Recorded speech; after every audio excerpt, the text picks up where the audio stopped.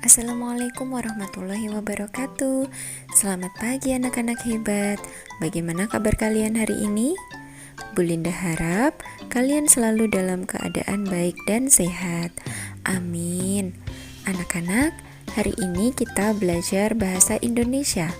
Materi pembelajaran kita adalah mengklarifikasi informasi yang didapat dari buku. Nah, nanti di dalamnya kita akan membahas 5W1H.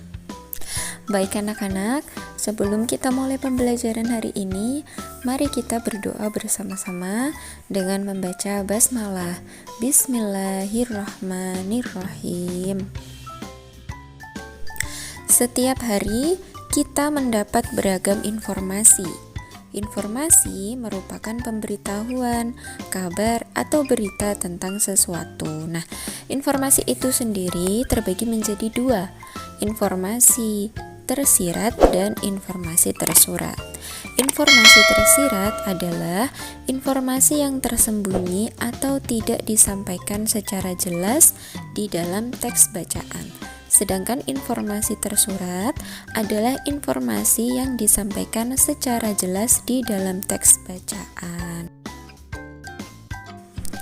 Nah, untuk menemukan pokok-pokok isi informasi, diperlukan ketelitian dalam membaca teks atau bacaan. Nah, pokok-pokok isi informasi bisa didapatkan dengan memperhatikan ide atau gagasan pokok di setiap paragraf. Selain itu, pokok informasi juga dapat diketahui dengan 5W1H. 5W1H. W yang pertama adalah what atau dalam bahasa Indonesia adalah apa. Nah, unsur what atau apa merupakan unsur pertama yang wajib ada dalam sebuah bacaan atau informasi. What atau apa digunakan untuk menanyakan kejadian atau inti cerita yang ingin disampaikan. Contoh pertanyaannya, apa yang sedang dilakukan olehnya? Apa yang digunakan oleh si pelaku? Dan apakah yang menyebabkan kejadian itu terjadi? W yang kedua yaitu who atau dalam bahasa Indonesia siapa.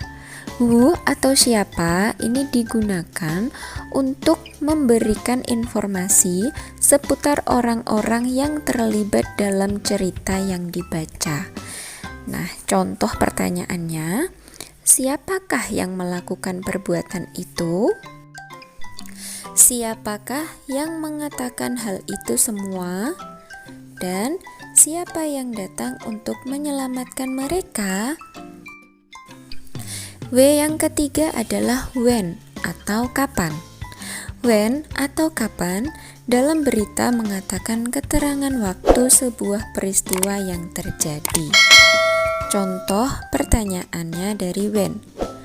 Kapan dia melakukan perbuatan itu? Kapan dia tiba di lokasi kejadian? Dan kapan dia kembali ke rumahnya? W yang keempat adalah where atau di mana. Where atau di mana digunakan untuk menjelaskan tentang tempat suatu kejadian atau masalah yang sedang terjadi. Ini bisa menjadi unsur yang memberikan bukti fisik terkait keberlangsungan suatu peristiwa atau masalah. Contoh pertanyaan, di mana peristiwa itu terjadi? Di mana dia bersembunyi? Dan di mana permasalahan itu pertama kali muncul? W yang kelima adalah why atau mengapa. Unsur why atau mengapa menitik beratkan pada alasan atau latar belakang dari peristiwa atau masalah yang sedang diulas. Ini dapat menjadi unsur yang dapat membantu mengembangkan informasi terkait masalah atau peristiwa yang ada. Contoh pertanyaan, mengapa dia melakukan itu? Mengapa dia mengatakan seperti itu? Mengapa dia pergi ke tempat itu? Dan yang terakhir adalah H, yaitu how atau bagaimana. Unsur how atau bagaimana menitik beratkan pada cara, penjelasan, dan deskripsi tentang suatu peristiwa dapat terjadi. Unsur ini juga menjadi pernyataan yang mendukung dari unsur why yang telah dijabarkan sebelumnya. Contoh pertanyaan, bagaimana peristiwa itu bisa terjadi? Bagaimana dia menyelesaikan semua pekerjaannya? Bagaimana caranya berita itu bisa terungkap?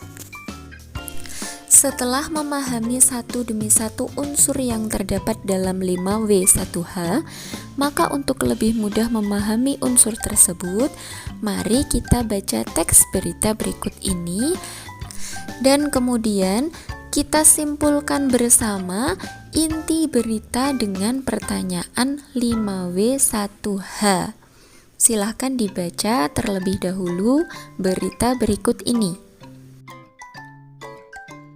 Mari kita simpulkan bersama dengan 5W1H. W yang pertama what atau apa. Jadi pertanyaannya seperti ini, peristiwa apa yang terjadi? Maka jawabannya adalah gempa bumi di Pulau Lombok. Pertanyaan yang kedua yaitu who atau siapa. Siapa yang terlibat? Maka dari berita tersebut dapat kita jawab yang terlibat adalah para siswa di SDN 25 Mataram. Yang ketiga menggunakan kata tanya where atau di mana. Di mana peristiwa tersebut terjadi? Maka jawabannya adalah di Pulau Lombok, Nusa Tenggara Barat. Pertanyaan keempat menggunakan kata tanya when atau kapan. Pertanyaannya, kapan peristiwa terjadi? Maka jawabannya adalah hari Kamis 6 Desember 2018 pukul 8 lewat 2 menit lewat 46 detik waktu Indonesia Barat. Pertanyaan kelima menggunakan why atau mengapa. Mengapa peristiwa tersebut dapat terjadi? Nah, kita lihat dalam berita ini tidak disebutkan mengapa kejadian ini dapat terjadi. Maka karena tidak ada jawabannya tidak perlu kita jawab, begitu ya. Yang terakhir menggunakan pertanyaan how atau bagaimana. Bagaimana proses kejadiannya? Nah, ini kita bisa bercerita dari mulai gempa bermagnitudo 5,7 tersebut terjadi pada hari Kamis 6 Desember 2018 bla bla bla bla sampai pihak sekolah memulangkan muridnya. Nah, itu cukup panjang ya jawabannya karena memang pertanyaan bagaimana ini digunakan untuk mendapat sebuah penjelasan. Nah, yang namanya penjelasan itu biasanya agak panjang, begitu ya Nana?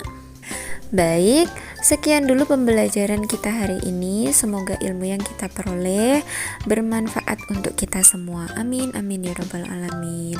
Wassalamualaikum warahmatullahi wabarakatuh.